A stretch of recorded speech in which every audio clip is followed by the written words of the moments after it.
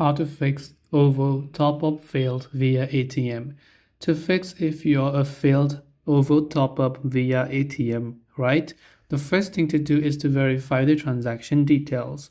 So log into your OVO account and check your bank statement to confirm if the funds were deducted and verify that you entered the correct OVO virtual account number.